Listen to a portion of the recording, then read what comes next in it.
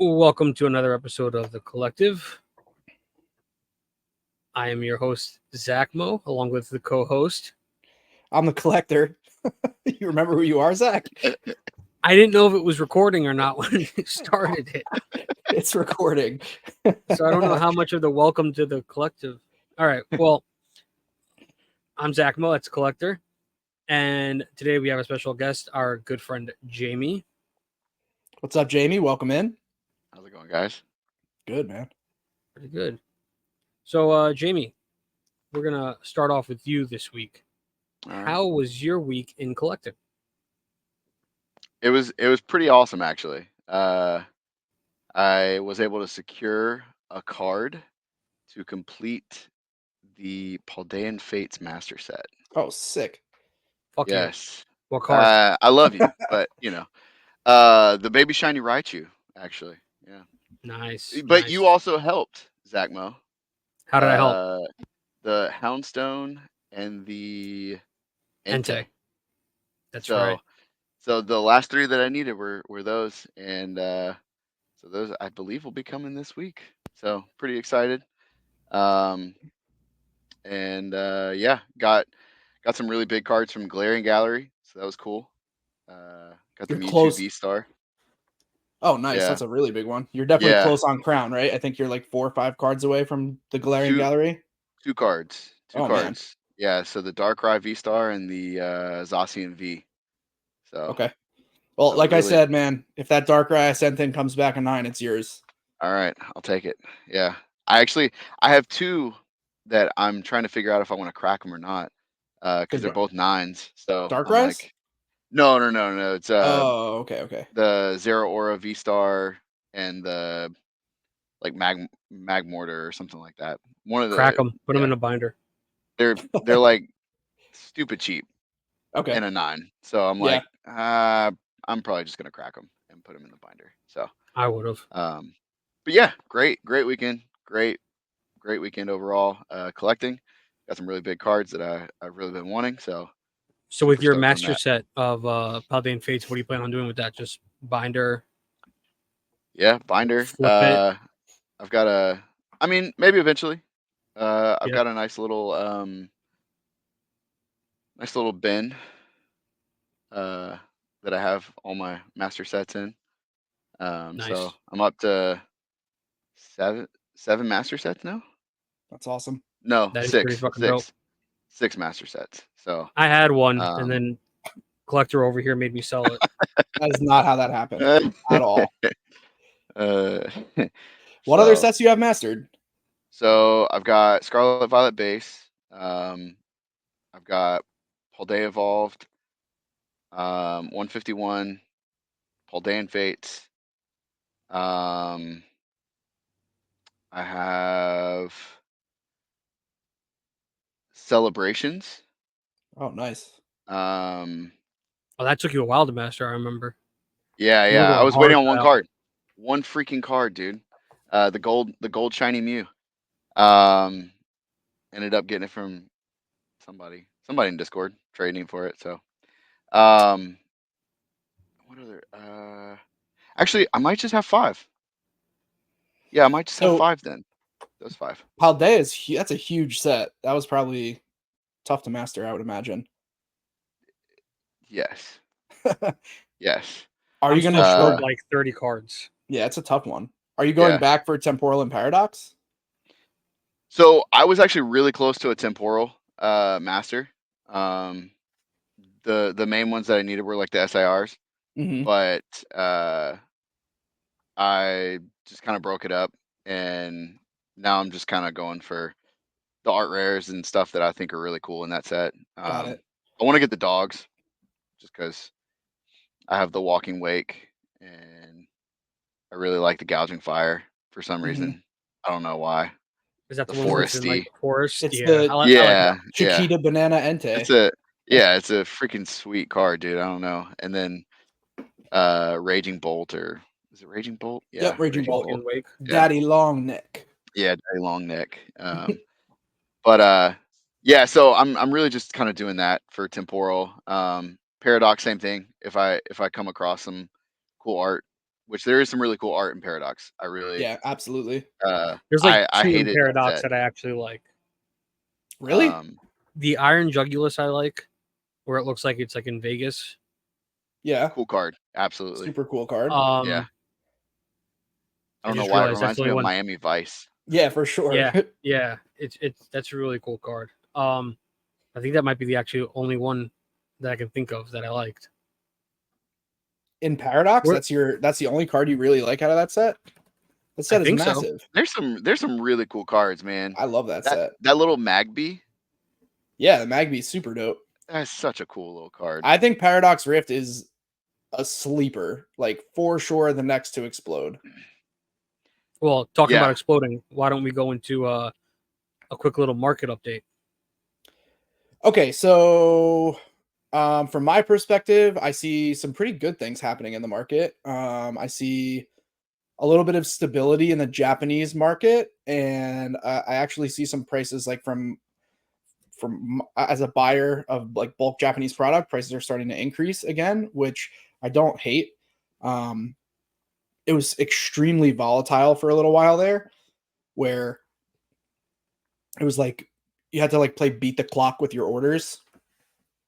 Mhm. Japanese boxes were just going like crazy, so it was like a gamble every time you would like buy them, and then they would be, by the time you get them in your hands, they're cheaper, that or they would be like way more expensive. And so things are stabilizing a little bit. Like I know pretty much what to expect to pay on upcoming sets, and I know. Well, is that due to the yen?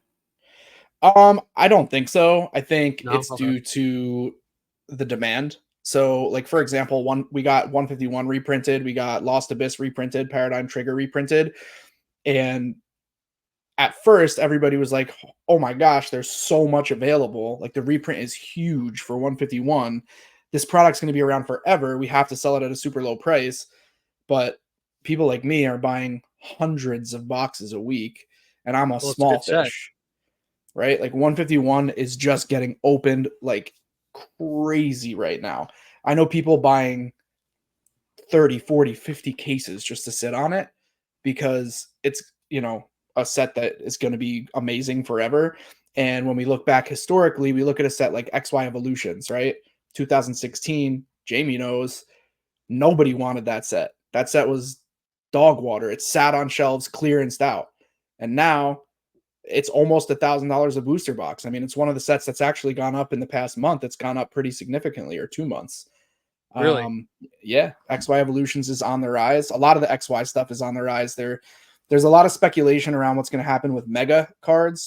Mega Evolutions were part of the XY generation, and a lot of like big Poke investors are speculating Megas to go up, based on the fact that we may get Megas back. So anyway, I feel like I came off Japanese a little bit. The point is, like 151 is starting to creep back up, but it's still relatively stable. That's a good sign.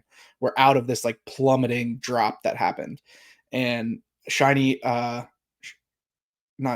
shiny treasure is also starting to tick back up a little bit. I mean, we're talking very small amounts, but we're out of the downward spiral, which is really, really good. I think that means the market is correcting, the world is healing, people are realizing, wait a minute, we really like this. Like we ripped shiny treasure on stream, and it's a great set. It's super fun. So I think the demand is starting to. Excuse you. It was a cough, but thank you. It was a cough. The demand is starting to increase, and the supply is starting to decrease. So we're seeing a little bit of stabilization. At least I am. And then as far as the English market, it's kind of the same song and dance that I've been talking about for a few weeks. I mean, we mentioned Greninja. I think 2 weeks ago we started talking about Greninja, and Greninja's at pretty much all-time high. I mean, it's off its all-time high by about $2 right now. Greninja going for 230 plus. And a lot of Poke investors and a lot of people in the industry are saying Greninja is the best card in Scarlet Violet, hands down. A lot of people, huge fans of that card, and it's still a massive chase. And that's causing Twilight Masquerade to increase in price. The booster box of Twilight Masquerade to go up, and it's a shorter print, so a little bit harder to get, which is great, right? We're finally seeing value in Scarlet Violet right out of the gate. So I love to see that. We're seeing a little bit of cooling off still happening in Sword and Shield as these booster boxes are starting to dip. I'm still super strong on Sword and Shield. I'm still buying Sword and Shield at every possible opportunity. I buy a case anytime I see a case. But it is Go ahead. starting to dip. It is starting to dip. We're losing a lot of our gains. I think the biggest loss is on Brilliant Stars. Brilliant Stars came down about probably about 10%, which is a pretty big swing. Brilliant Stars booster boxes. But what happened with Brilliant Stars is a little bit of a resupply hit distributors, which is kind of rare. It's kind of random. Like, I don't know why, but Pokemon International supplied distributors with Brilliant Stars at a regular price, and they were able to sell it at a more reasonable price. And now everybody who got that from their distributors, they're selling it for cheaper to move it quicker. So we're seeing a big, not a big loss, but about a 10% on Brilliant Stars. Now, that being said, Brilliant Stars is still at like 180 on TCG Player, plus shipping, plus tax, plus you got to make sure you buy from a reputable source, blah, blah, blah. But what happens is if you like right now, Twilight Masquerade 120-ish all in with tax and shipping and all that. Well, great. If you bought Brilliant Stars when it was 120-ish, which it was, well, you're up 30%, even though it dipped 10%. So not a huge deal. I'm still buying. I still think it's a great time to buy Sword and Shield stuff. We're still seeing Cosmic Eclipse and other Sun and Moon sets perform really, really strong. We will eventually see the same thing with the Sword and Shield era.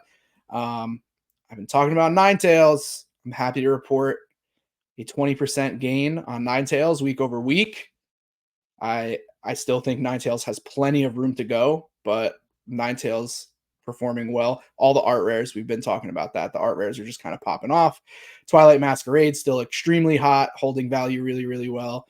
And next to go, probably Paradox. We're seeing a couple singles in Paradox back off a little bit, but Paradox probably next to go. Which set has that Groudon? Paradox. Okay, so I like that card. Right? Just or is that temporal? Hold on. It's definitely not temporal. Paradox. No, it's Paradox, yeah. Yeah. Steelix and Groudon. I like that Steelix. That Steelix too. is such a cool card. Steelix is dope. I pulled that today on stream. Now they're all coming back to memory, and I'm remembering which ones I did like. Yeah, and that's what happens with these sets, man. I talked about that. I don't know how many episodes ago. We get tired of stuff really quick, and then we wait, and then all of a sudden we're like, wait a minute. I really like this set. And then we go back to it. But by the time we get back to it, it's already way more expensive. That's what happens with all the set. Like, look at Fusion Strike. Look how much Fusion Strike is getting ripped on all these ripping ships. Like, I couldn't sell Fusion Strike at 50% off when it first came out. Nobody wanted that set. It was sitting just like XY Evolutions. Fusion Strike was an $80 booster box all day. Well, I think it's because the chase in that is pretty mid. Oh my God, this guy. All right, best card in the Sword and Shield era, and it's mid, he says. Debatable. It's a pretty sick card. Thank you. Appreciate that. Jamie, what was your experience buying XY Evolutions back in the day? So that's actually when I got back into collecting Pokemon. Was during the XY Evolution time frame. And I forget what bot. I think it was like a Mimikyu, something with a Mimikyu, like a blister or something. It was like a Mimikyu something, and so you could literally find it at Walmart. Like, it'd be on rollback at Walmart. I found I forget what box it was. It had a Charizard. It was like a Charizard box. One of like the $20 boxes. It comes with like 3 or 4 packs or something.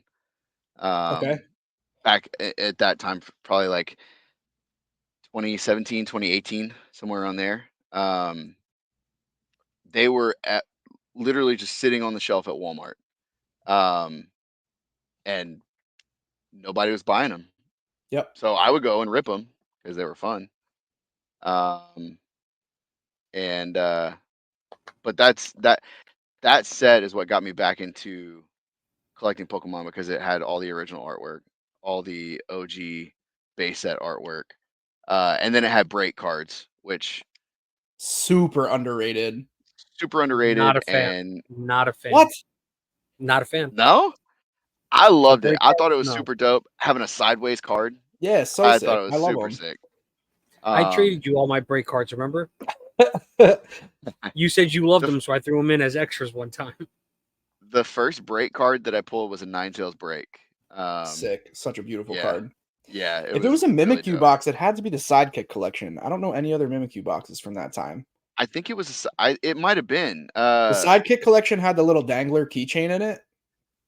Did it have a promo too? A Mimikyu promo, yeah. Yeah. I Three think that. three packs, the keychain, the promo. But it was Yep. 1 XY and 2 Sun and Moon era. So it was Yeah, like I think that's probably right. 2017, not 2016. Yeah. It was probably 2017 because I remember I was working. Yeah, I was working in a call center at the time, and somebody bought it for my birthday. And And they were what, like $15 or something, rolled back at oh Walmart? yeah, I don't even think it was that. I think it was $9.99, bro. Yeah. I think it was like $10. Yeah. I was getting those Charizard boxes. I forget. I wish I could remember the Charizard box. But I was getting those boxes for like $15. Um, and They're now, probably so expensive now. yeah, you're not finding that box for like less than $80. You know, How many packs were in the Charizard box? Do you remember? like 3 or 4, and at least one pack was an XY. Did it have a jumbo? It did, yeah. Yeah, so it was a Charizard GX Premium collection with the red Charizard jumbo, like the red background. Yeah, Yeah, there's I think 4 that was packs it. in it. Yeah. They're about $200 a piece right now. Uh, If only you And were a sealed collector. no, that's not. I mean, look, you got to rip to enjoy it, right? You can't just no, absolutely. keep everything Yeah, sealed. You know, yeah, I think it's important to have like a diverse collection, yeah. but you can't just keep everything sealed. But I think it's important to note, right? Like Jamie was there on the ground watching these boxes being rolled back. Nobody's buying them. They're dirt cheap.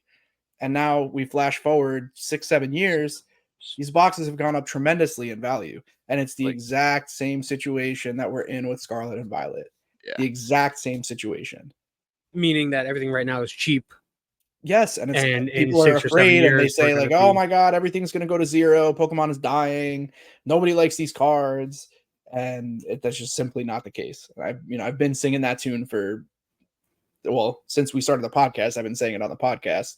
But now is the time to buy. People ask me all the time on stream. Like random people will come in, like, "What's the best box to invest in right now? Should I buy Evolving Skies?" I'm like, what do I no. always say? I'm like, no. Buy high, sell low. Buy high, sell low. Sure, then buy Evolving Skies, right? Like, look, I'm buying Evolving Skies as a streamer who has an audience who I can sell it right away, or I can sit on it and that can be part of my business portfolio. That's fine. For me to buy Evolving Skies, I don't think is a bad play, but I'm like a hedge fund. I have every Pokemon product that's come out in the last 2 years. If you're a random person getting into the hobby, you should not be buying Evolving Skies as your investment booster box. yeah, You're putting $700 up, right? Ballpark for a booster box in the hopes that one day that booster box is worth $1,000. So you'll make $300 on that investment, which is less than 50%, right? It should be 35%, 37%. If you have $700 to put into the hobby, buy 7 Paldea Evolved booster box, or 6 now, because now it's already up from when I've been telling people to do this. 6 Paldea Evolved booster boxes, right? They're currently at 130. Wait till those are $400 a box and you've 300x'd your money. yeah. So I'm a fan of That has boring the Magikarp in it, though. investing. Yes, Paldea has the Magikarp. It's a cute And the card. Magikarp is like crazy. Like the price on that card is insane. I don't think if we'd ever had the Giratina Altar, I don't think we'd see what we're seeing with the Magikarp price wise. That's a really, really aggressive price point. The PSA pricing I understand, especially if we don't get a reprint of it, because it is so hard to grade in a 10. But like as a raw card, being an art rare, yes, it's hard to pull, but that's a really tough price point. And especially when the boxes are still relatively inexpensive, still under MSRP. I mean, Pokemon suggests that box should be $165. Like if you go on the Pokemon website, that's what you buy it for. So I think that's an aggressive price. As a graded card, maybe, but still pretty crazy. Another one that I wouldn't like buy, like Chase, sure, super fun, great. Open packs, try to get it, but like if you're gonna invest in singles, that's not the play. Like you missed it. The boom happened. It's like buying GameStop when it was at 300 a share. Like it's over. It's a wrap. You have to buy GameStop at $3 a share. I should have bought Facts, Ninetales when I bought them out 2 weeks ago. Yep. I have a Ninetales. There you go. You made 20% in the last week. Look at that. I mean, it's a small, boring gain, right? Who cares about $2? But if you had 1,000 copies of Ninetales, which I do not, I have 6 copies. If you had 1,000 copies, that would be a huge gain. It's a lot of money. Well, now I'm gonna hold it for 6 or 7 years. And then it'll be worth $60 a copy. There you go. I just 10x my money. If you bought it as a raw investment, then yes. No, I bought it very, very early in the days of me buying from the Collectors Club. I had bought an Obsidian. Oh, so you bought it as a box. a pack. Oh, as a booster I bought box. a booster box. All right, so if the box was what, like probably like 120 at the time, because the set just came out, so your cost basis on it is $333 if you're looking at it as buying a pack. So you're into that card for $3.33. Even better. So then I more than 10x my. Well, yeah, if it's worth 60, yes. you 20x'd at that point if it goes for $60. Lo and behold, I also have a Ninetales break card. Another one? I thought you said that to Jamie. I think you might have sent it back to me as an extra. I didn't get it. I'm not 100. I don't know. I have a Ninetales break. Maybe you never sent it. Maybe I sent it to you. No, maybe. Because you really like Ninetales. Me and you trade a hell of a lot. And I can never remember. Yeah, I can never remember what we're sending each other. I send a lot of packages back and forth between you guys. And that's just what we send you. Yeah. Yeah, that's true. Yeah, we send each other personally all the freaking time. Oh, yeah, you guys are trading without me middlemaning? That's funny. Yeah, you only middleman when we have other things that need to be sent out to other people. So we just give it all to you at once. But otherwise, we just send it to each other. Yeah, of course. That's what I live for, saving money. My P.O. box is like a safety deposit box of Pokemon cards. Fantastic. Yeah, someone ever breaks into that. I mean, it's got to be insured. Oh, we got to ask George. We got to ask George about that. Yes. A P.O. box? There has to be some kind of federal insurance against a break-in. I will confer with George, and we will get back to that next week. It has to be federally insured. Right? Well, yeah. Why else would you pay a premium for the P.O. box? Because you don't have a mailbox? I don't know. I mean, it's nice that they hold it, but yeah, let me know what George said. I'm curious. I'm curious to know if there was like a fire or a break-in, like what's the insurance policy like on a P.O. box? And it should be fireproof. They're the doors, the front doors are fireproof on mine, but the pack is open. That's how they sort them and put stuff in. It's like a wood. Like, have you ever been in the back of a post office? No, not that I can recall. All right. Well, I guess why would you? There to do that? Like, I go in the back of the post office, but I also bring 500 packages a week. So they're like, you carry it in is literally what the lady said to me. She's like, drive around back, carry it over That's here. Fair. It's pretty funny. But yeah, so the front looks all like fireproof and super nice and fancy with metal doors and keys. The back is literally just like 2x4 grid and they're open. There's no doors or anything. They just slide the stuff in. You know, I've never been in the back of a post office, but I know exactly what you're talking about because of Men in Black. Oh my God! Yeah, that's funny. Well, that's the scene I'm talking about. I can't recall when Will Smith goes to get Tommy Lee Jones back into the game, and he's working at the post office, and he brings him into the back to show him that everybody in there is an alien. Biz Marquis back there. I just looked it up, and that is exactly what it looks like. See, exactly. That's hilarious. That's one of my favorite scenes. You have a very good memory for movies. And interestingly enough, there is a hilarious picture of Biz Marquis making a funny face. Yeah, he raps in it, but it's he's like beatboxing sort of. It's supposed to be like alien language, but it's just the Biz Markie being Biz Markie. Rest That's in funny. peace. R.I.P. in pieces. R.I.P. All right. Well, I think we covered market update pretty well.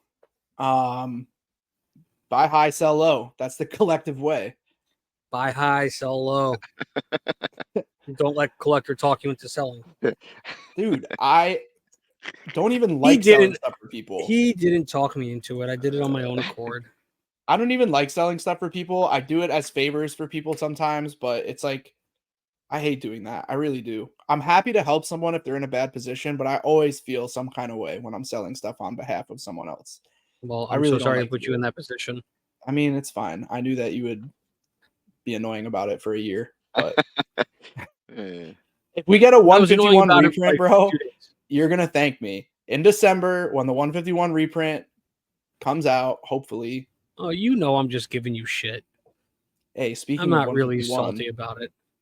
your boy got 2 more cases, baby. Let's I'm so go. stoked. Japanese I'm though, excited. right? No, English. Ooh, how much are those gonna go for?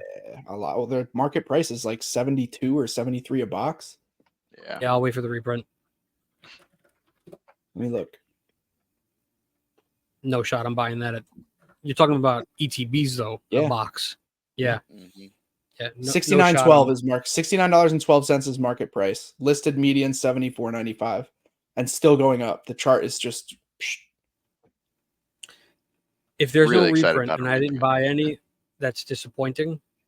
That's the gamble. gonna That's why people are still buying them. Because they're like, well, if there's I not a don't feel like reprint gambling. and we're 4 months in and this set's at $75 for an ETB or 60, 70, whatever, this thing's going to be worth $500 by the end of next year. So people are just buying and just, hoping. For those people, I hope there is no reprint. I really hope there's a reprint. The set is so much fun to rip, and it's too quick for it to be this unattainable. It's way too It is fast. really fun to rip. If it is reprinted, I'm definitely going to master it again. Exactly, and so many other people would too. It's such a fun set to rip, and it just went out of stock way too quick. Booster bundles. It's such a fun set. We've mastered it twice, and it's still really fun to rip. Like, yeah. The nostalgia on that set is just fantastic. I mean, that really is like I started back into collecting. So I think Obsidian Flames had just came out. And then I saw 151 was coming out, and I was like, all right, I'm here for it. And now I'm doing a podcast with you about it. Like, that set got me right back into it. Yeah. And I think it's started, it sparked a whole new generation of collectors, and it brought a ton of old collectors back into the hobby, which is great. We need sets like that. Quick side note on Obsidian Flames. I feel like that Obsidian Flames Charizard is the cheapest it will ever be right now. Another speculation. I haven't bought any. I'm not suggesting that. I just bought one. I still have to Venmo the guy for it. I'm not suggesting that you should go out and buy every copy of the card right now. I have not. I did not buy it. But if I were looking to buy some Charizards for an investment, that would be a very solid one. The guy I need what's to it like 41 or something? $40, dude. Are you kidding me? Yeah. I mean, ridiculous. Insane. Top chase in a set. I mean, there's other SIRs in the set. It's not like Darkness Ablaze where like the only hit was the Zard. Yeah. Obsidian is definitely a more well-rounded set than Darkness Ablaze was. And it gets compared to Darkness Ablaze. I compare it to Darkness Ablaze all the time because it's just like it's just a Charizard set that came out early in a generation, but it's got way more depth than Darkness Ablaze did, and it just has so many good cards. Literally, it's at its all-time low right now. The card is at 41.76, and I don't see it going much lower than that. Okay, so I'll Venmo you 40, Jamie. Actually, there's 2 near mint copies today. One sold for $59.95. One sold for $44.99. We agreed on 40. We did. I'm telling you, that card it's another good one. Yeah. But anyway, I think that enough about money. At least Pokemon money. I'm closing out the investing window. I full screened the pod. We're good. That was a pretty good market update.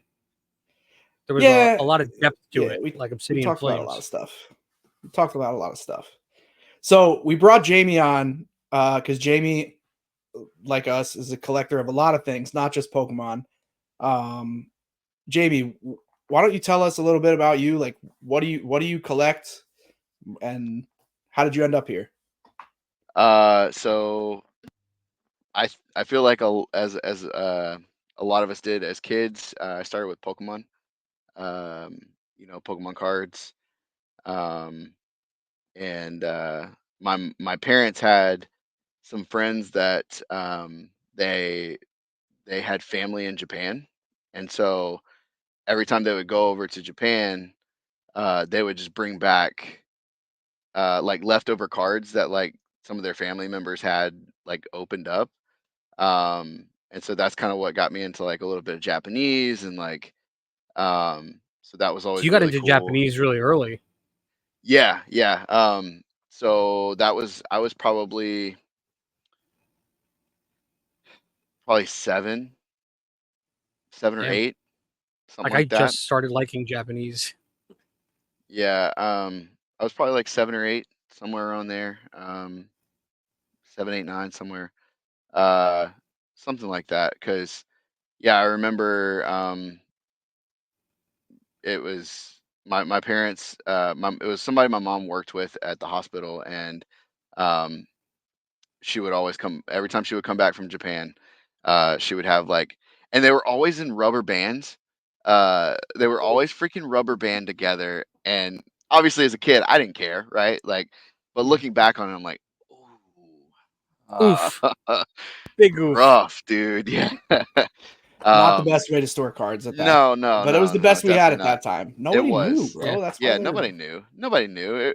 I mean, I'm sure if like had a time machine and looked back on the stuff that I had as a kid, I'd be kicking myself, you know. I don't I remember would go half the back stuff and I had as a steal kid. my stuff. I would I steal would it from the steal my person own that stole it cards. from me. So, There you go. Oh, but yeah, so got into, collecting with Pokemon.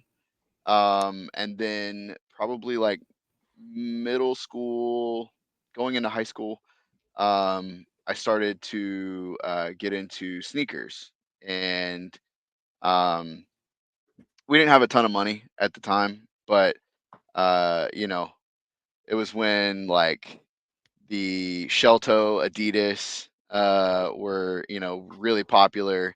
They were coming back around from like the late '80s, and Fat Farm. I don't know if you guys remember the Fat Farms. Um, Hell yeah. and so like just different things like that. And the Sheltos, my first pair of Sheltos were the black with the white stripes, the all black with the white stripes. Um, and so that's what kind of got me into sneakers. And now that I'm an adult with adult money, uh, I have probably spent too much money on sneakers, um, As but we all yeah, do with our no, collecting with our adult money. yeah, absolutely, absolutely. But that's really, I mean, I collect knives, I collect pew pews. I don't think I can say that. I don't know. I don't know what I I don't think so can. either. We're not really sure the Yeah. rules on YouTube, but that's Okay. fine. We know Yeah. what you mean. Yeah. Uh, They're so not I giving collect us a lot of money. different Who things, cares? right? Um, but yeah. So that's got started in Pokemon and just kind of evolved from there. Like I'm sure everybody uh So you got the at some bug. point. I did. Yeah, Got man. the The collecting bug. collecting bug. Yep. And you know, it's great though. It gives me something that I can bond with other people over, build relationships off of. You know, I wouldn't have met you guys if it weren't for it, you know. But Yeah, yeah, me it's and really Jamie cool. have become pretty good friends. Yeah, yeah. From Literally a just trade. we yeah, from a trade. It started with a trade. and now we text all the time. We're pretty good friends now. Yeah. I made some incredible friends in this community and in all the communities. Like even before I got back into Pokemon heavy, I was the same way. Like in the knife community is huge too. We've talked about that a few times, like briefly on the podcast. But Yeah, I mean, the people in the knife community are awesome. It's Mhm. kind of a weird, like a little bit more niche, I think, than like Pokemon or sneakers. Yeah. But some pretty incredible people and a lot more money than people would expect in the knife community. Absolutely. well, Like some extremely awesome expensive knives. being in a whole. Forgive my words, but it's not awesome being in a collective of people that all share the same interest, and everybody can bond over the one thing that you're all sharing the interest. I can't get the words out. You get what I'm trying to say. Yeah. Vaguely. Yeah. It's awesome. Yeah, being a collector and collecting things similar is awesome. We'll be right back. Junior. All right. So, did you have the Stan Smiths, bro, when you were rocking the Adidas? The green No, ones? no. So I never got a pair of Stan Smiths. That's funny. And what's really funny is at least a couple years ago, you could find the Stan Smiths just Yeah. chilling at like Ross. Yep. Like $20 at Ross. I bought a pair for my dad. He was like hyped over them. That's so He's sick. like, "Oh, the Stan." He was like, "Those are so cool. That's from when I was a kid." Like I'd like to give a PSA. PSA. Ah. I have no idea about sneakers, so It's okay. everything you guys are talking about. Well, Just you know nod. what? You know what the shell toe Adidas are, right? Like the white shoe with the green stripe and shell toe. So the That's a Stan classic Smith New is, York thing. yeah, very, Yeah. very much so. I know This- some, like I know popular sneakers, like when you would you just say Stan Smith? Yeah, the Stan what you Smith said? is like an all white Adidas with green on it on the Like stitching. on the back. What's that part called? That little back part. The heel There's a tab. name for that. Yeah, there you go. The heel. Yeah. So the it's like got some green on the heel tab, and then the stripes, it's like just the stitching. It's Yeah, they're not just like white goat. It's like a ghost stripe. They're pretty rad. it's like a ghost stripe. Okay, I get what you're saying. Yeah. Okay. They're honestly they're more of a like you kind of almost dress it up. Yeah. It's not like a casual like streetwear sneaker. It like usually they're It's all like a leather. true tennis shoe too. Like I would imagine like an actual tennis player on the court Yeah, with that absolutely. shoe on. Or like Gotcha. a divorcee driving her ex-husband's Porsche in like a Lululemon two-piece with some Stan Smiths to match. That's like Absolutely. And they got typical- divorced because she was screwing the tennis coach. Probably, exactly. Yeah. Because he was rocking some sick ass Stan Smiths at the time. He was rocking some Yeah. Stan Smiths, bro. Clearly, I wasn't. Yeah. So you got into the shoe game. I mean, that's pretty early to be in the shoe game. Like there weren't a ton of people really collecting shoes heavy back then. No, no. My What year dad, did you graduate high school? 08. Oh, okay. So you're a year after me. So There was people. I remember. I graduated. I was supposed to graduate in 10. There was. we're people talking like collecting. 03, 04. I guess people were starting to collect shoes pretty heavy at that time. Yeah, so I got into it because of my dad. My dad, he had like old Tigers. Do you remember like the Tigers? I They don't. look similar to like Asics. They were originally a wrestling shoe.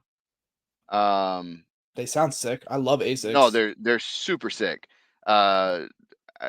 It's I forget. It starts with an O. The brand I can't remember the name. Oh yeah. I do know them. I Um, just didn't know it off the top of my head. Onitsuka. Yeah, Onitsuka. Yeah. They're And so like soccer shoes almost. They look like soccer shoes. yeah, so a lot of The wrestlers would same wear them. the same shape as the Asics, basically. Yeah, exactly. So my dad had a couple pairs of those, and he had like he would always tell me about like his Jordan ones that he had, and like all this stuff from like the '80s, um, and so that's what kind of got me into to collecting sneakers. And even though I wasn't able to get some of the ones that I really wanted until I was older, had my own money, things like that, I was still able to get, I was still able to get some Tigers. I was still able to get some Vans, classic checkerboard slip-ons, like I had those. Converse. Yeah, dude. Yeah. Some Chuck Taylors, classic, Do you have PF um, flyers? no. Funny Dude, story oh though. man. Funny story. I worked at Journeys for a long time, and I worked at Journeys when they brought back the PF flyer. Yeah. When they did like a remake of it, Yep. and That's when I got them. they were literally sitting on the shelf and selling on clearance for $19.99. Uh, it was so bad. Yeah, it's pretty bad. Because they put them right beside the Chuck Taylors, and people are Right. like, Chuck Taylor, off-brand Chuck Taylor, like, because nobody knew about PF Flyer at the time, unless you Yep. were a little older, Um, so yeah, nobody bought them. I did. Yeah. And so this was when like the dunks were really cheap. Like dunks were on clearance for $29.99. That's crazy, bro. Yeah. I got Bring me back to those days, bro. yeah. My first pair of dunks. They were a pair of Dunk 6.0s, silver and black, like a metallic silver and black with like pink accents on the Nice. tongue. And I remember buying them because they were on clearance. I'd never had a pair of dunks before, and I bought them because they were on clearance. They were a size too big. Actually, I think a size and a half too big. They were like a 12 and a half or a 13. And I did not care one bit. I rocked the crap out of those. They were slipping off my heel. Oh yeah. Um, but they were literally $20 at Journeys, and that was my first pair of dunks, and I'll never forget them because how could you, right? So, Yeah.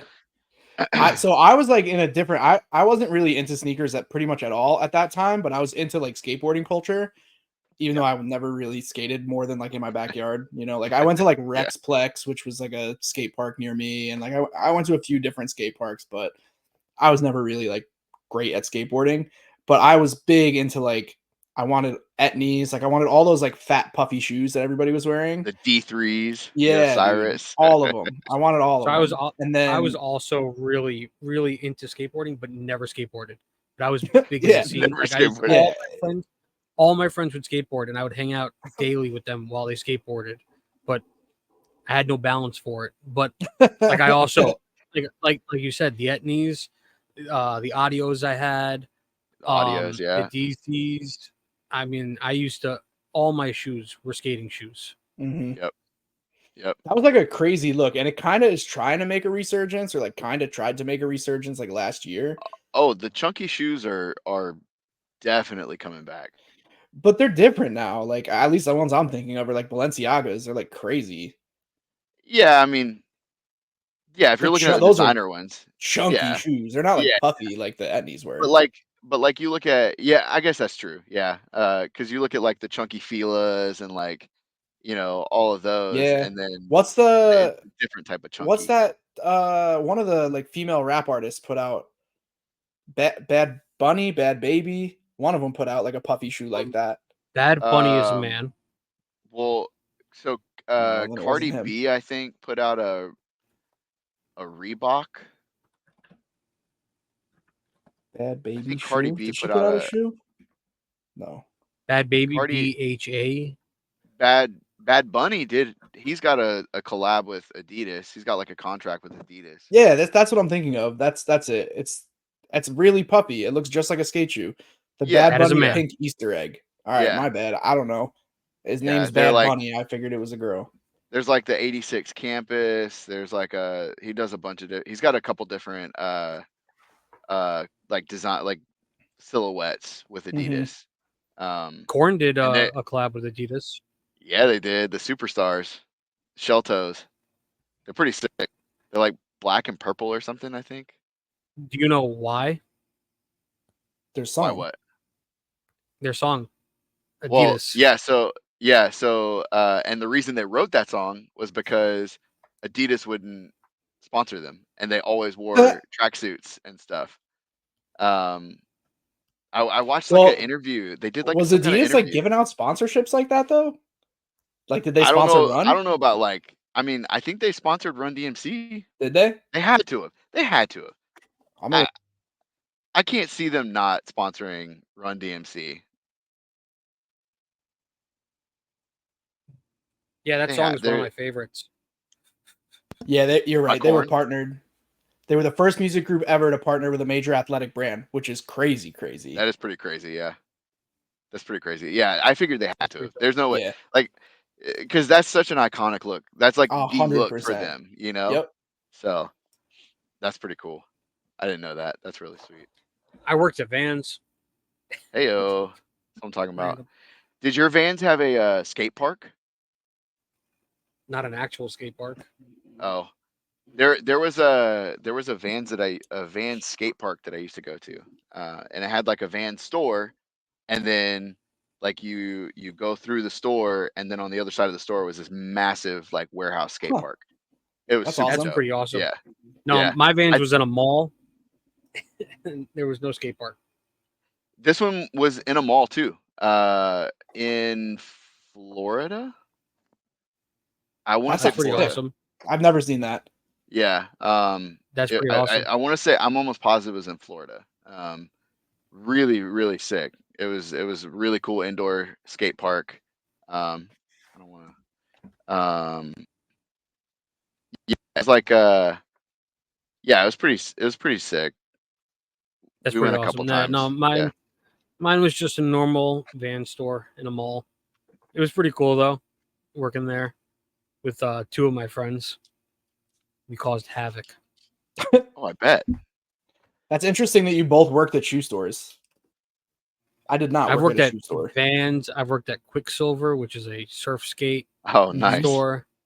I've done CVS 3 times. They couldn't get rid of me. All right, so here's another question. While we're talking about like retro and nostalgia shoes, did you own a pair of soaps? Yes. Same. Yeah, For sure. and every day at recess, me and my friends, there was a staircase leading out of the school to go to the practice field where our recess was.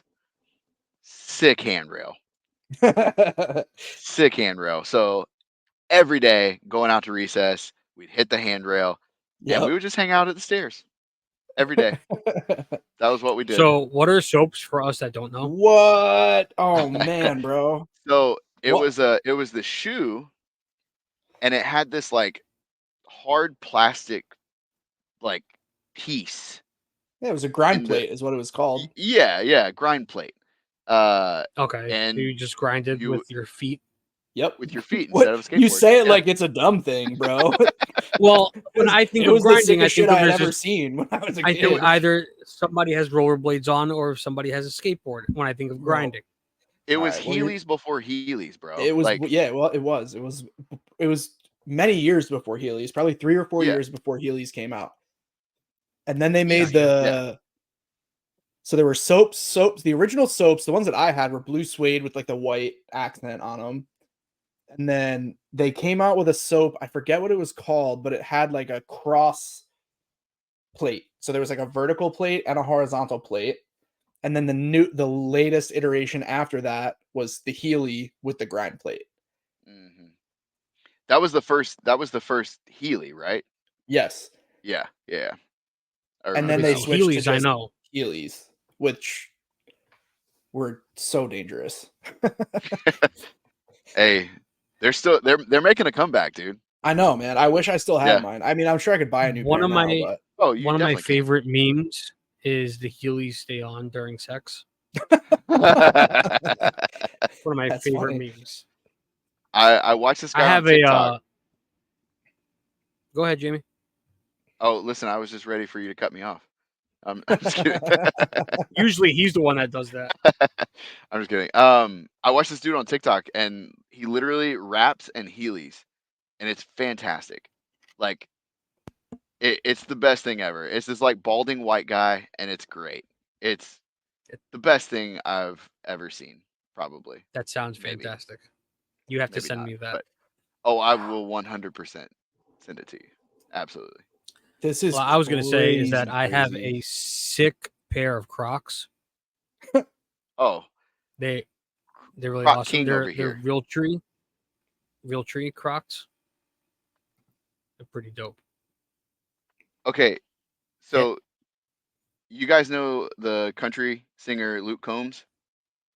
Yes. I know the name. Okay, it, I have a pair of his Crocs, and they're real tree camo, and That's what I have. they have like you know the little giblets. What do you call them?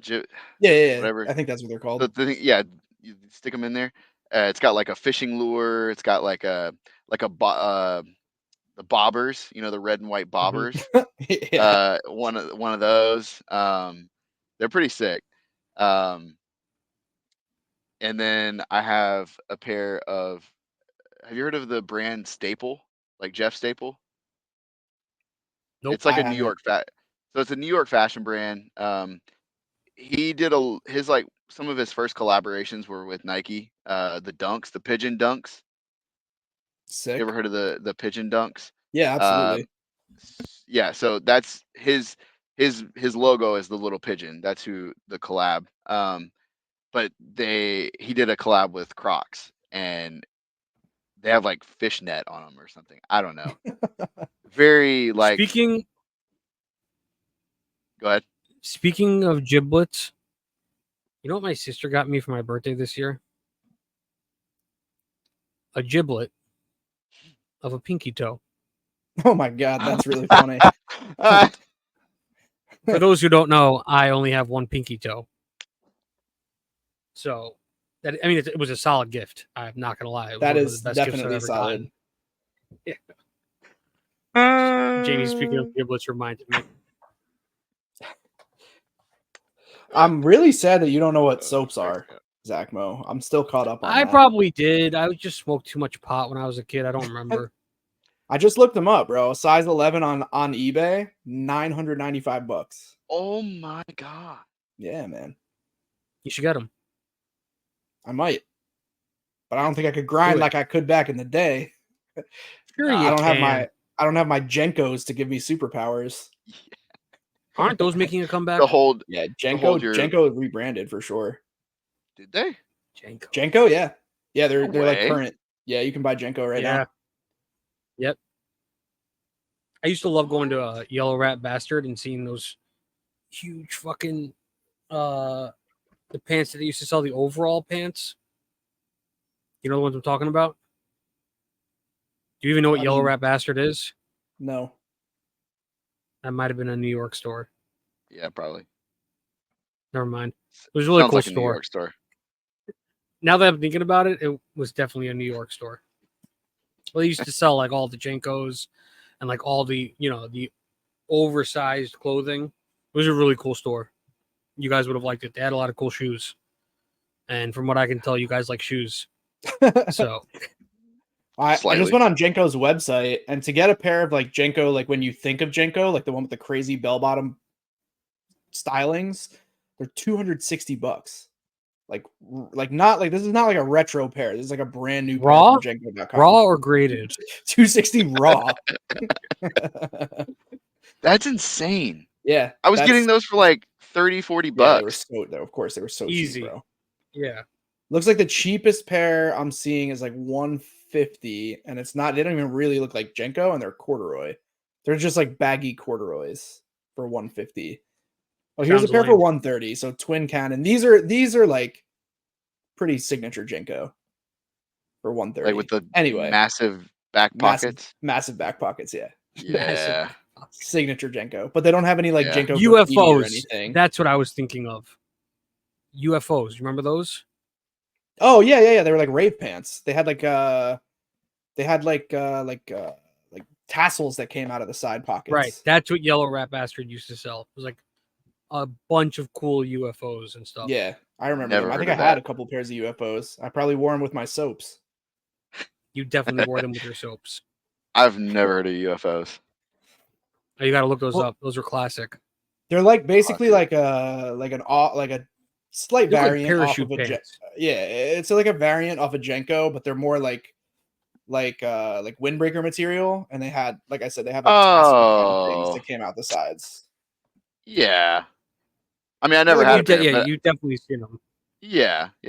Okay. like raver pants. Yeah.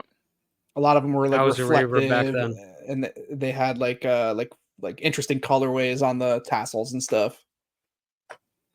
They were dope. Those They should make a were. comeback. I mean, everything wear else is those. so, Yeah, for real. not? Like our whole childhood is definitely coming back. And I I would love it. definitely wear some UFOs. Even I don't bowl think I would. cuts. Yeah, that I could pass on, honestly. On what? Bowl cuts. I mean, That's making a speaking comeback? speaking for the Yes. men speaking for the Have you- men with hair of this collective, I'll Wow. pass on a bowl cut. Wow. Wow. Well, it's not like If I either could of you get a could have bowl a bowl cut, cut, so yeah, well, you know what? Next week I'm going to have a bowl cut.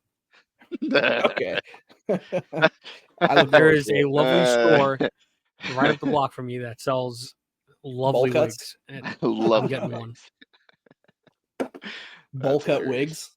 wigs. Well, no, I'm going to have to bowl cut it.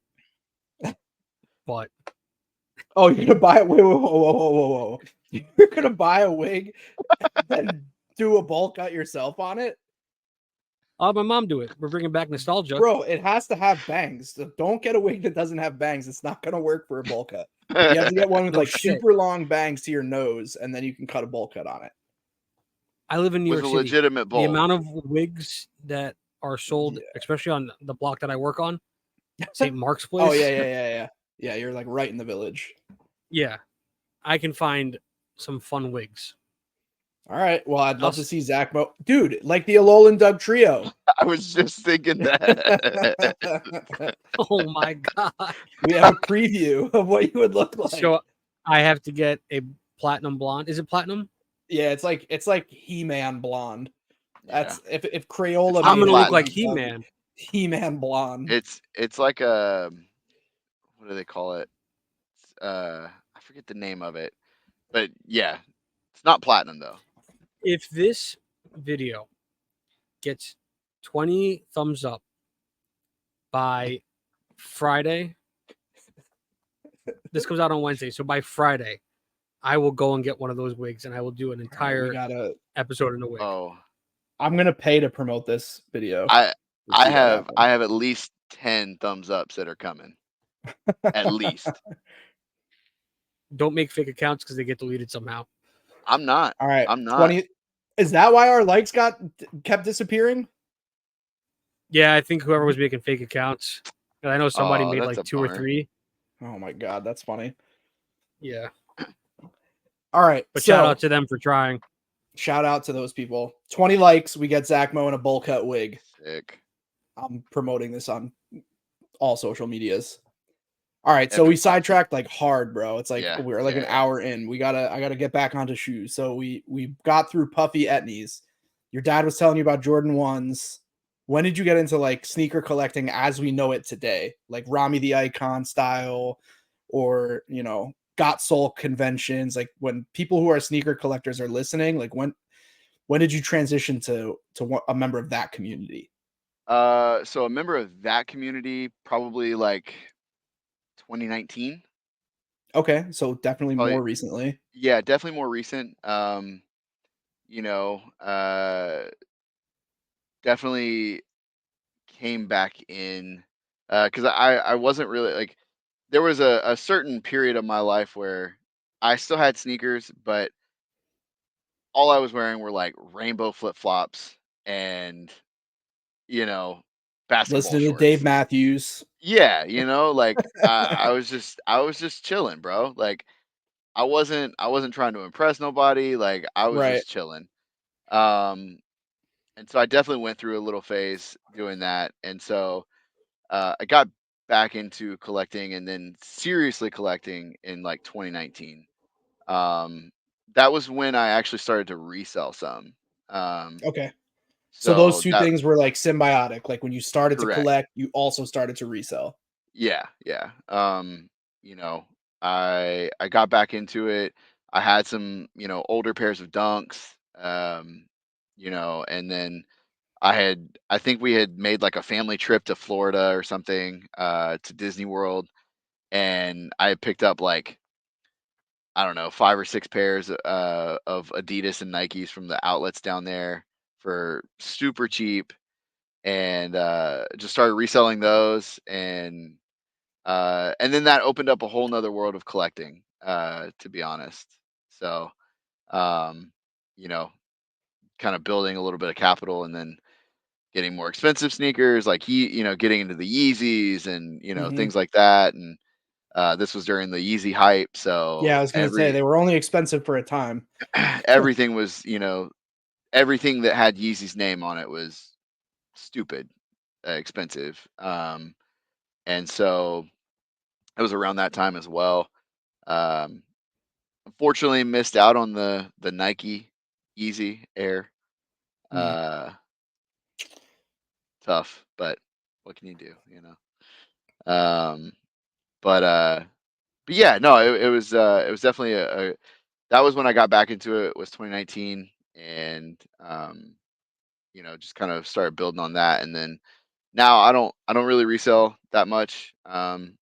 Only to I me. mainly just Well, even that though, like I mean, I will resell, but I don't do it for a profit. Yeah, yeah, yeah, yeah. Like like like the pair that I got you literally sent the money straight to the dude. Like it Yep. wasn't, there was no profit in it. And a lot of my boys here locally, same thing. I'll I'll help them out.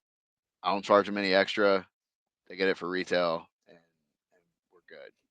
And so you guys are kind of working normally. I mean, I'm assuming this, but normally what I see happen is like you work collectively to get pairs on the drop in whatever sizes you can get and then share amongst each other. Yeah, yeah, for the most part. And then there's like stores and stuff that'll do like size swaps and things like that. Most do Um, you have to pay for that in most stores, right? yeah, most places it's dumb. It is what it is. I mean, I would understand if you're trading from like size 8 to a size 11, right? Like, 100%, that would make 100%. sense. But even if let's say I got an 11 and I need an 11 and a half or a 12, Yeah, nine it times shouldn't out of be. 10, yeah, 9 times out of 10, the the like the market on those are pretty even. Yeah, Uh, if not, the 11's a little more sometimes. right. 11's probably one of the more desirable. Until you get into oversized, 11 is like the Correct, size. correct. And so, but they still, 40, 40 60 bucks, yeah. bucks, That's like and I'm just like, what I see as market for a size swap's about 40 bucks. yeah. And, you know, I definitely would understand if it was going from an 8 to a 12. I get Right. that. But a half size difference, and the market is usually equal, or if not, you're getting the better end of the deal and you're still Yeah. making 40, 60 bucks off of it. Like, I've found that a lot of when you get really into the sneaker reselling community, um, there are some really, really cool people. Um, but if you're just on the outside looking in, Mhm. like if you're just kind of dipping your toes in the water, 9 times out of 10, the people that you meet doing that are not cool, to put it lightly. Uh, they're you know they're just not the kind of people that you would want to be around. I feel like the You sneaker know, world is very, very different from a lot of the other collecting communities. There's a lot of times the margins are much lower, right? To make a really good margin on a shoe, if you're a reseller, you basically have to get a shoe on drop that performs well. yep. Otherwise, you're buying for $10 a pair. Like that's what you're making, Oh yeah, yeah, So absolutely. I imagine that would breed some pretty cutthroat and unkind individuals, Yep, you know? 100%, 100%. Um, I've met some really crappy people, and I've met some really awesome people. Yeah. Doing, standing in line at drops, at 6 o'clock in the morning, or whatever. Um, met some really cool people doing that, and again, really cutthroat people that don't care Right. about you or anybody else. All they care about is that sneaker and the money that they can make off of it. Yep. Um, and it is what it is, right? Like, I feel like that's you get that to an extent during, for any kind of hobby or Definitely. whatever, but definitely sneakers are, I feel like, probably some of the more cutthroat of those hobbies. I feel like, not to stereotype, and I don't mean this in an offensive way at all, but I feel like there's a lot more crossover in the sneaker collecting world to people who are used to selling other things Mhm.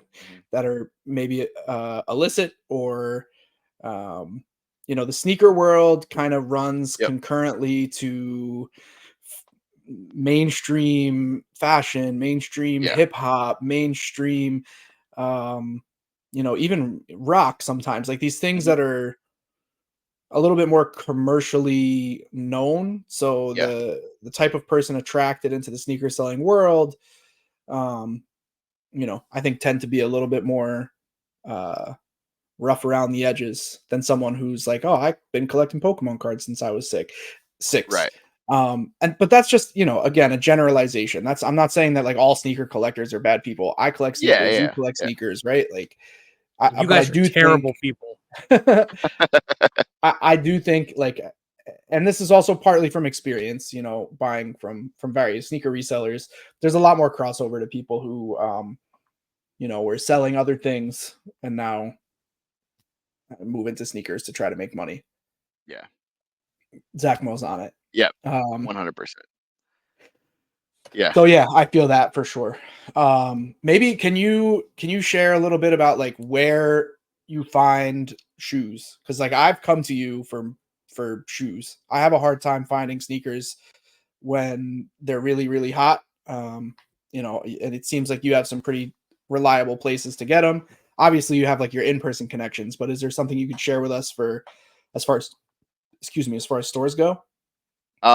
Yeah, absolutely. So I like to look at the used sneakers on Goat.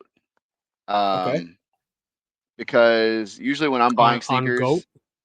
sneakers, it's an app, yeah, app/website called Goat, GOAT, Okay. um, goat.com. And they clothing, you can buy Pokemon cards on there. I mean, you don't want to, but you can. Right. Um, like they sell a lot of pop culture things that are very relevant. Similar to StockX, if you're familiar with Exactly. StockX. Yeah. That's the only other website that I know about sneakers is StockX. Yeah. Yeah. So it's the same thing as StockX, just more reliable in my opinion. Right. Um, and so what I do is I just go on to whatever sneaker I like, I go to my size, and then I look at the used portion. And 9 times out of 10, you'll find a really clean, like the person wore them on their carpet in their house, Right. but they're technically considered used at that point, and they cannot. I mean, they can try to sell them at dead stock price, but they're not going to get a dead stock price point. Somebody paying that. Um, and And dead stock, if you don't know, that yeah, go is ahead. That's what I was just gonna say. a pair that has never been worn. It is still brand new in the box. Uh, never touched the ground. Yeah, and you'll So commonly hear that as DS if you're yeah, listening to people DS. talking about shoes. Yep, DS, DS all, some people yep, say, meaning it has like yep. all the original accessories, laces, everything that came with it. Everything. Yeah. And the laces are not opened. They're still in the little baggies. Um, but a lot of times you can find sneakers on there that are, if it's like a really, really hype, uh, sought after sneaker, you can find a used one that looks brand new for 150, $200 cheaper than what the market is on it. That's not too That was bad. my experience with you. I don't think you got. I mean, I know you didn't get them on Goat, but Yeah, no, I was yeah, looking yeah. for the Pine Fours, the Jordan SB Pine Fours. For those of you that are not in the sneaker world, they were pretty much the hottest shoe of 2023. I would say. Yeah. Yep. Everybody Sneaker of the wanted year them. for I sure. wanted them for a Yeah. beautiful shoe. Yeah. And market, I think, was around $500, and we ended up getting a used pair for about 100. Yeah, that's it right there. Look at that. Sneaker of the year, Sneaker of the year. 2023. Look at Gorgeous that. shoe. You know what I was wearing in 2023? Slip-on Skechers with memory foam. Let's go. I wear those at work, actually. I still wear them. Yeah, They're fantastic. absolutely. And I got them. I think you got them for probably around $150 under market, and they were, Yeah. Yeah. I think in my Yeah. opinion, VNDS, but VNDS Yeah. very near dead stock, but they were sold to me as used. super And clean. Yeah. yeah, they were really clean. Yeah. And what's cool about like specifically Jordans is like a cool way to tell, or at least what I look for, and a lot of other sneakerheads look for, are on the toe of a Jordan. There are little stars. So if you look very closely at the toe, around the bottom of the toe, there are stars, and if there's no wear on them, I'm I'm in. I want them because that Right. means that they were not worn very much at all. And so That's that's a good really tip, good you know. indicator. Yeah, it's a really, really good indicator. Let me see if you can That's see it referred on to the as star camera. loss when you're See the little Yeah. stars. Yeah, I get you. So yeah. Um, It's on the gum of the shoe. yep. Yep. Okay. And so yeah, so that's where I go, and then I have some local places that I like to go to. You know, I live in California, so there are a lot of yeah. them. Isn't what's I can't remember the name of the store. I'm only thinking of Rami. What's that store called? Cool Kicks. Cool Kicks, aren't they in Cali? Yeah, yeah. So they're in Southern California. They're in LA. Okay. And And now I've Vegas been too. there. They just opened a second store in Yeah, Vegas. yeah. They have one in Vegas now. I've been to that one a couple times in LA. Sick. I've The never the been. I the would love OG to one. go. It's really dope. Yeah, it's really cool. You know, uh, it's a very like it's very big and very crowded. Um, It's so funny, bro, because the videos make it look like not super crowded. they I close the mean, store. sometimes there's a line, Yeah, but I feel like they either do it like first thing in the morning, um, before anybody really gets there, or they shut it down for a little bit um, mm, for the videos. I don't know that for sure, but that's the only way, because the couple times I've been down there, it is like you're having to fight to see something, like wow. it's like super packed all the time, every time that I've been down there. So, Huh. um, but they have crazy deals. Uh, like, yeah, they have crazy deals. You can find some really, really good stuff.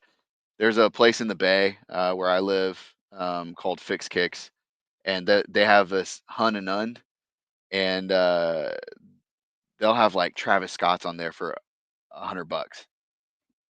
That's Uh, crazy. wild, yeah. You'll have people standing in line for a day, 2 days, Yeah. but they do have it, and um, it's pretty cool. But Zack Mo's looking like, what? Do you, who? What? Oh no, I was Travis? agreeing. What? That's crazy. Yeah. Well, they're very expensive shoes, the Travis Scotts. I mean, it It depends on was exactly it which was a ones you're talking about, sarcastic but agree. they're all expensive. I mean, I think his Yeah. newest one, like the olive, is like the cheapest, right? So no, the Phantoms are the cheapest. The all black. Really? With the Yep. bandana wrapper? Yep. Huh. With the pink bandana paper. Yep. Yeah. What are those? How Those much do the are Phantoms go for? Did they drop like a lot? yeah, you can get I can get a brand new pair for like $650. Oh, all right, so they're still expensive. Yeah, But they're now still expensive. the Yeah, yeah. olives went over that. I think so. I think they're around like 7 or 8, somewhere around there. I paid Yeah, I $80 for have my shoes, and I'm happier than a pig in shit. Am I crazy? Was there a time period when the olives were cheap, like 300? uh, maybe certain sizes. Bro, the Phantoms are my favorite pair. First of all, I mean, Are they? I love them. I think they're so That's sick. that's a bold take. I've Dude, actually never. I think they're sick as hell. No, they are a cool. I like them. I really like them. You just don't hear that very often. Well, I mean, Being it's the reverse mocha, right? That everybody says is the best one. yeah, oh yeah, yeah. Well, I the mean, reverse mocha, the fragments, uh, the blue and white pair, yeah, the fragments. Yeah. the fragment is probably my least favorite pair, which I know that's definitely a hot take. I'm looking it up right now just to refresh my memory. Let's Yeah, see. no, the fragments bottom of the barrel for sure. For me. I like the reverse mochas a lot. The problem for me with the reverse mochas is that I feel like Nike knew that the reverse mochas were so hot and they made like 4 other shoes or 3 other shoes that look similar to the reverse mochas. You got the reverse mocha highs? Those are dope. These are the OG Or those are the mochas. OG mochas. Okay. Yeah, these were the first pair. Yeah. Are those DS? No, You dude, tow everything? these are freaking beat, dude. It's hard to see on the cam. I can Yeah, see now. I can see like a stain on the bottom of it though. yeah, yeah. No, I think there's a fruit punch stain on one of them. Nice. From the first time we went to San Francisco, actually. My my sons built a popsicle on it. And I also really like the Cactus Jacks. So if you can get me a pair of Cactus Jacks for which under ones? the friends and family, Oh, yeah, yeah, yeah. I don't count 40K. them. Yeah, you know. I mean, if you can get me a pair for like a couple hundred, I'll buy Right. What are those? They're just Jordan 4s, which is my favorite silhouette personally. Yeah. A Travis Scott Jordan 4 collab. They're like a powder blue color with red accents. So that actually is the GR, or I say GR. That's like the main one. The purple is the friends and family. Oh, is it? All right. Well, Yeah. the main one is the one I'm talking about. I don't even think I know the purple. Oh, I'll the look it up. purple. It's like a Gengar purple. Oh man. Yeah. And now he has to buy it. Yeah. Yeah. Well, I don't think I can buy I it. mean, Oh no, man, it is like they're like Gengar 30 purple. grand. 34,000.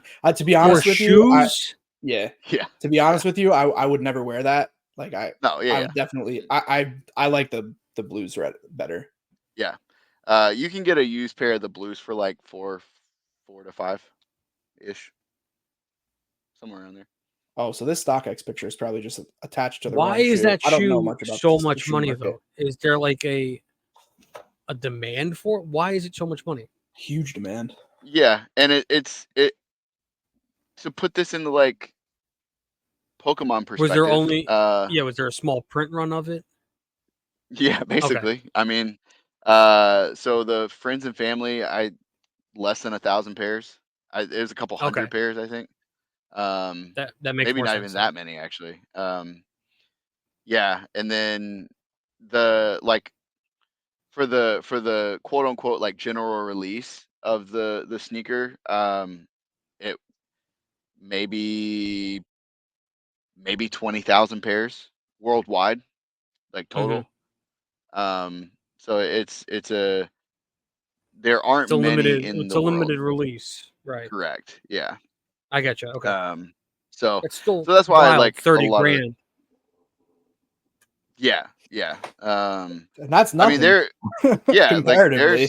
there's I mean there's SB dunks that are 100 150K. That's wild. Because of limited Yeah. releases though. No. Yeah. There's a Freddy Krueger. The Freddy Krueger. I was just gonna say the Freddy Yeah. Kruegers and the Paris too. Yeah, the Paris, the Freddy Kruegers.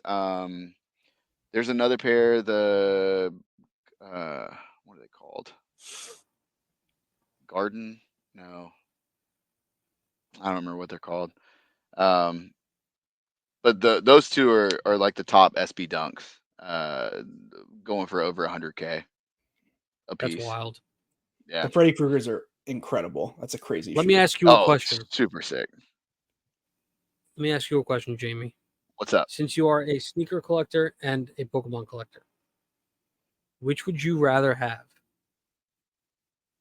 One of those pairs or a first edition base set Zard? Shadow. Well, yeah, shadowless. It has to be, right? I don't. Yeah, first eds are all Yeah, shadowless. yeah. I'd go with the Zard, bro. Well, that's like an extra $100,000 on there. So I guess that makes sense. Well, it that depends not on the only, condition, right? yeah, it depends on condition, but not only that, like I never had a first edition Zard. I had like an unlimited base set Zard. So like to have that with the childhood nostalgia and then it being so freaking expensive, like Yeah. I would Zard all day. Okay, so 100%. how about not first edition, but just base set? Freddy Kruegers, even for me. Yeah. Yeah. I'd go with the dunks, yeah. 100%. I've owned 100 base set Zards. I mean, they're just way more common. You must be so cool. I'm just saying, like, they're just way more common. Yeah. Way more accessible. If you find a pair of so Freddy then get me Kruegers, one. Sure. Speaking of, base set 2. Still I need know. that. I actually was just thinking about that while we were talking about it. You still need a base set 2 Zard. When we go to con, when Zach and I go to con, we'll get a base set 2 Zard and a base set Zard. Sick. All right, Zach. That's in like 10 days. So no way, really? Yeah, con's the 20th and 21st. Heck yeah. I'm only gonna come along for the 21st. Yeah, dude, the LA con is insane. Yeah. You guys gotta come out to a con out here. We have like local card shows and stuff, but the big one is in LA. That's why I don't want to go to California, because of the big one, and I mean the earthquake. Oh my god! You're afraid of earthquakes? Is this a legitimate fear? No, but you know of the big one? It's a myth. It's a myth, yeah. But apparently there is an earthquake that's supposed to happen where California breaks off the United States. Completely goes under. We got airplanes, so we'll be fine. Yeah, we'll see. Not if it's happening and we're on the ground. I mean, if you're there, I guess maybe it would be bad. Exactly. Thanks. Sorry, Jamie. If you had PF Flyers, you could outrun it. That's true. Or if you had some soaps. No, you can't outgrind an earthquake, bro. Yeah, you can't. No, there's no way. Maybe Heelys, but definitely not with PF that Flyers. attitude. PF Flyers are guaranteed to make any kid run faster and jump higher. Very true. I feel like that was like a commercial. It was in The Sandlot. Was it? Yeah. Dude. I'm not gonna lie to you. What's The Sandlot? The movie, The Sandlot. I don't think I've seen the entire movie. Bruh. Wow. That's where PF Flyers are from. Yeah. Benny the Jet Rodriguez. Oh my god. Yeah, I don't think I've ever seen the whole movie. Jamie, we're 6 days past National Sandlot Day, the 4th of July. You have to watch The Sandlot on the 4th of July every year. It's a national pastime. I've never done that in my 34 years of life. All right. Well, me neither, Jamie, but I've seen the movie. You guys both now have homework. Zack Mo has sneaker homework.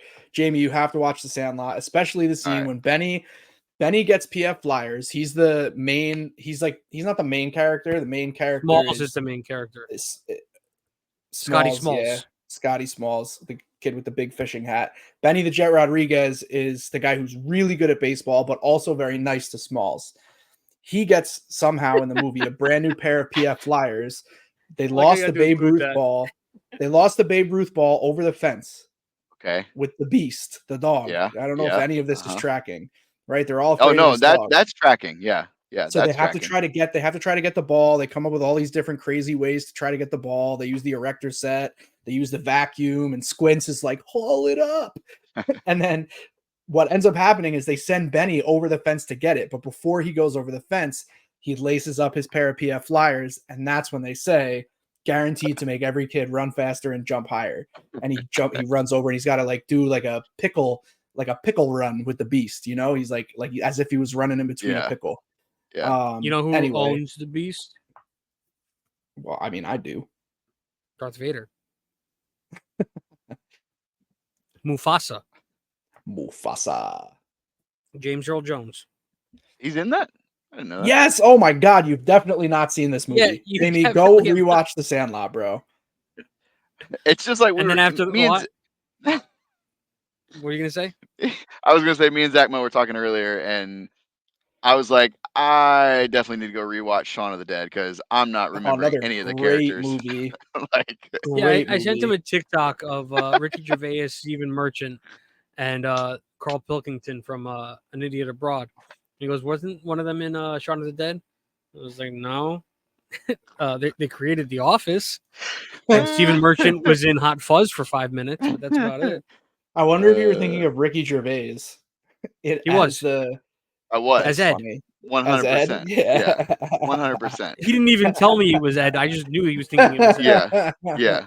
100%. All right, so you definitely have to rewatch Shaun of the Dead, and you have to Yeah. watch The Sandlot. That movie is an American classic, bro. You have kids, man. You have to get them on The I Sandlot. know. I have a kid that played baseball. Like Bro, watch The Sandlot. It's an American classic. yeah. It's one of the And best then- films of our time. After you watch those two, you have to watch Mean Girls.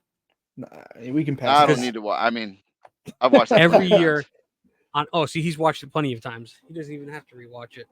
Good. Okay, Because moving he on. We knows how said we good it weren't going to is. talk about this stupid movie anymore. You All brought right, up Jamie, movies. we're like an hour and a half deep. I don't care how Yeah. long this goes, but like, what did you want to talk about that we didn't ask you about yet? I mean, nothing really. I mean, I showed off a couple of cool pairs of sneakers and you know, the SB4s, the Travis. Yeah, both great shoes. Yeah. The only other one Fantastic. that I was thinking about, because you don't see them very often, is this pair. I bet you he And pulls out the off whites. No, I'm he pulls calling out it. the Freddy Kruegers. No way, that'd be wild. I'm thinking it's off whites. no, No, you should show no. everybody the off whites too. Then after Okay, whatever it I is you're will. about to show. They better be Crocs. Oh, those are fire. Are those the Dior's? Yeah, Sick. yeah. The Christian Dior's. Yes, Yes, they're Dior branded. yes. Dior. I love this silence. What, as opposed to what other Dior? Dior. Oh no, that was a joke. I don't know. So that's one that you don't really Those see are very sick. often. Yeah, nah, dude, those are dope. Have you which- worn those? One time, I've worn them once to church, and Nice. I literally wore my Crocs into the building and then put them on inside the building and then took them off before I left the building Nice. because it's an icy bottom, so like Yep. you get those dirty and it's so It's a hard to come wrap. back. Yeah, it's so hard to come You got to back from put like so. that cream cleaner on them and put them out in the sun. Yeah, Yeah, it's just hard to it's a do. pain. What Yeah, size are those? and there's no 12s. All right. Where do you keep them in the shoe closet? Wow, And then there's nothing available. They're just up at bid right now on StockX. let me see if I can get this one in here. Trying to get it in. There we go. Are those the Dolce and Gabbanas? Yeah, dude. Yeah, Those are they're so sick with those green laces on them, bro. the Those are so sick. oh yeah. This is I had another pair from because Off-White did a collection. It was called the 10. And it was 10 different pairs of different Nikes and Jordans, Nike Jordans. That it was like a pack and they released them all. I had another pair from the 10, the Hyper Dunks. They were way too small. but they were gifted to me. They were worn one time, and somebody that I know gifted them to me for free. Did Wow. not have to pay a penny for them.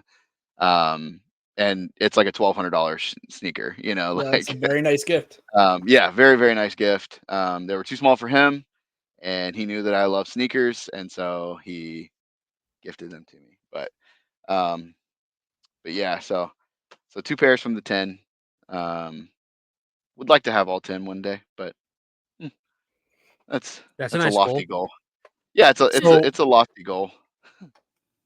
I have a couple more questions. Yeah, And as long as you feel like you got out everything, you showed off yeah, the dude. Dior's, you showed off Yeah, the yeah. SBs. What's your Dolce and favorite? Gabbana's. No. What's your favorite pair of shoes in your collection? Uh, honestly, No, lie to me, baby.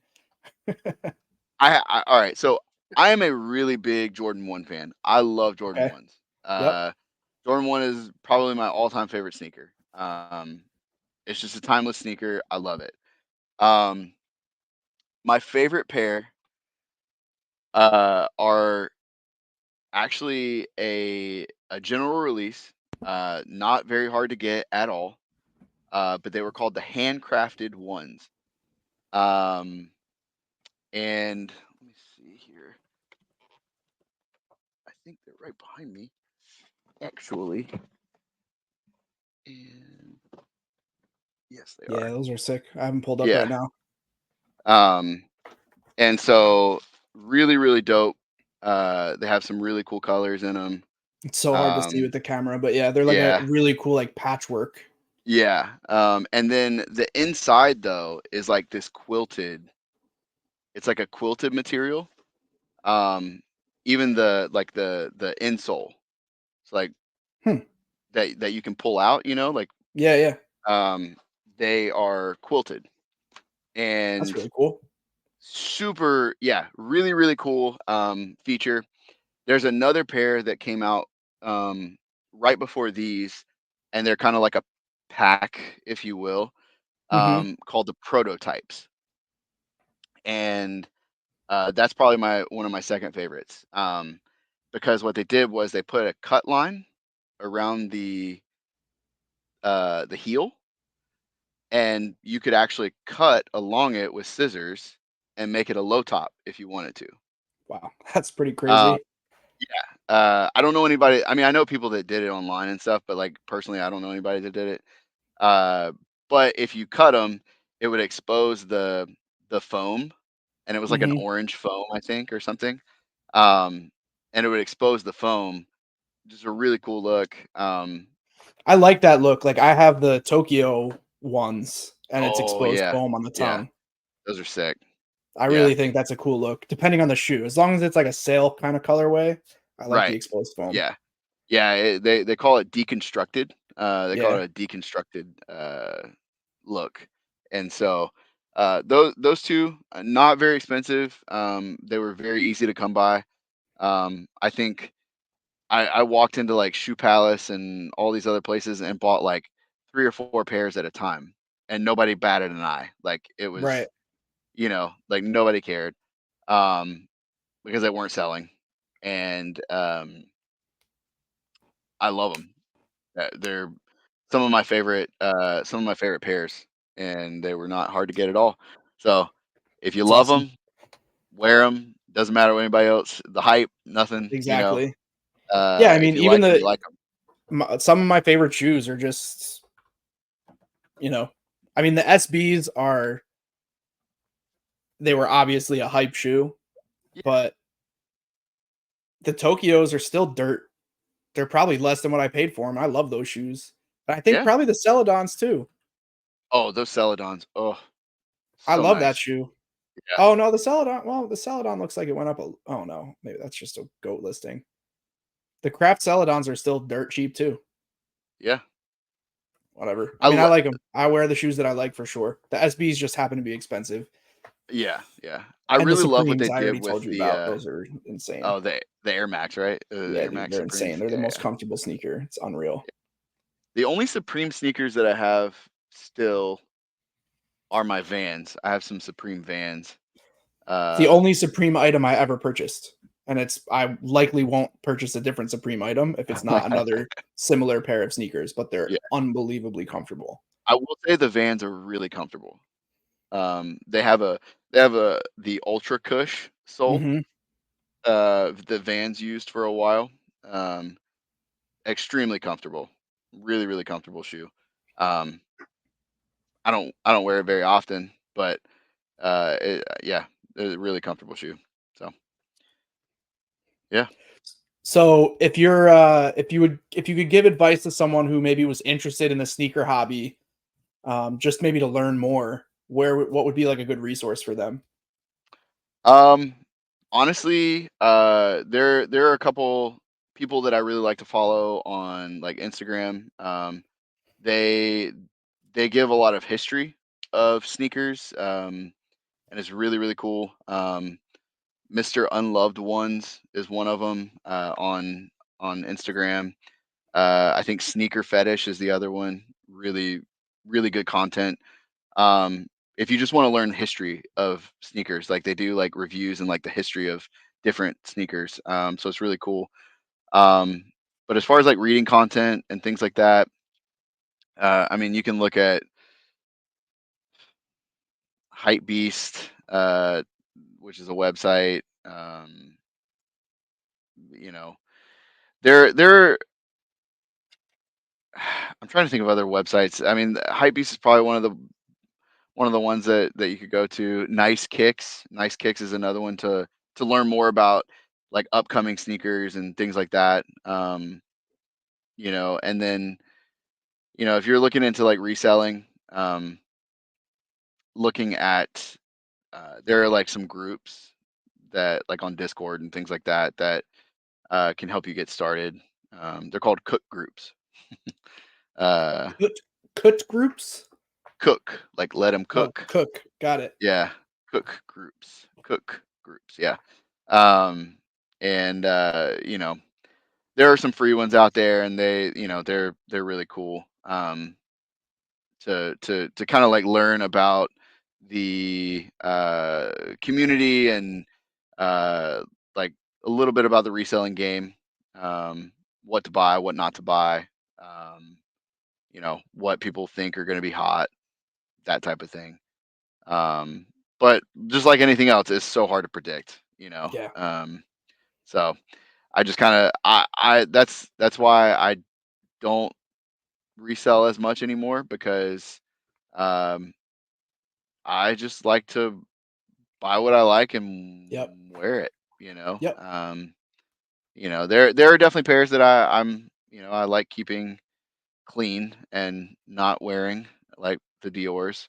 Yep. Um, but but for the most part, almost every single pair that I have are worn. So Did yours you said are a size 12? yeah, And it's probably like a 5-figure shoe. Pretty close to it. yeah. It's I think it went down a little. I think market on Five them right now is like 75. 75. Yeah. Yeah. It's close to So close to 5 figures. yeah, close to 5. Uh, It's an expensive shoe for sure. yeah, yeah, Yeah. definitely. Yeah, Yeah. definitely expensive shoe. So, um, So you can win and you can lose, same as Pokemon, and same as any absolutely, collecting game. I just absolutely. had a massive victory myself in stamp collecting, as the price of forever stamps has now risen by 3 cents, giving me quite a Is it, return. is it like 72 now, right, or something like Yeah, that? yeah. Yeah, So maybe it was a 4 cent raise, whatever it was. whatever. Hey, But I went and bought an additional roll of forever stamps at the post office before they went up. that's And awesome. like 30 new sheets of stamps. I bought all the Ansel Adams stamps that came out. Anyway, um, I the only other thing I want to say, like, since we're on the sneaker episode, and I don't know if this is like if he's like well received in the sneaker community. I already mentioned his name a couple times, but someone who really helped me, not just with the sneaker game, but just like in general with his attitude. I really like Rami the Icon and his content. Yeah, I think he's a pretty big name, so he probably has a lot of haters. And I'm sure there's things that he does that are great and things that he does that are not great. But I think it's pretty hard to argue the fact that he's incredibly positive. And so for me to watch content online, for as far as sneaker content goes, Rami the Icon was really, he helped, honestly, like his attitude and the way he goes about his life and how he runs his business was inspiring for me when I was building my business. Yeah. And you know, his logo icon, chase your dreams, you know, he's a go-getter. He's, I think, one of the good people in the sneaker community. He's a great figurehead for the community. He supports the youth, you know, whatever. He probably has a bad rap sheet too that I don't know about, but Yeah. I just wanted to mention it on the sneaker episode for people listening. You know, I think he's a pretty easy segue into the sneaker world too. Super popular guy on YouTube, TikTok. He's all over the place. You've probably seen his sneaker stuff already if you've seen any sneaker videos. Yeah, Rami definitely. And then there's another guy that I just remembered about. His name is Mike Compass or something like that. And I really enjoy his content as well.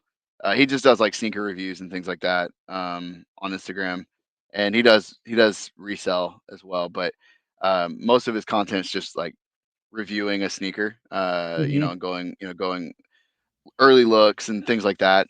Is he from the UK? I can't remember that guy's name. No, There's a no. guy from the UK who does all kinds of early looks. That was the first time I saw the SB4s. There's so many good creators. Yeah, There's so many good really content creators. That's the yeah, point. yeah, For me, exactly. Yeah, you know, Rami was super inspirational, and there's a million. yeah, there really are. I mean, and that's what at least for me, that's what sneakers are all about. Find what you like, and if that's, you know, whoever that is creating content, like it doesn't matter. If you like them, watch them. Like, you know, find somebody you like their style, how they do their reviews or how they talk or whatever, and watch them, because that's ultimately what it's all about, in my opinion. You know, is just doing what you enjoy, doing what you love, and not letting the fun get taken out of it. So Yeah, I agree. I think that's a great line to close on. Don't let the fun get taken out of your collecting. yep, Collect what you Agreed. love. yep, All right, absolutely. boys. Well, Well, with that, it's been real. Zack Mo, go ahead. no, I was going to say with that, we will end this beautiful episode. We want to thank Jamie for coming on and Huge talking shout out. about Thank you. talking about sneakers, talking about all of his collecting. We definitely appreciate you coming on and being with us and spending, you know, what is it, hour and a half, hour 45 with us. It was a blast. Don't forget to like, subscribe, click the notification button so that you know 20 when likes we for the upload. bowl cut wig. Do it. 20 likes for Do a it. bowl cut wig. 20 likes. And we appreciate you coming and listening. Thanks, everybody. Catch you next week. Bye. Bye. See you guys.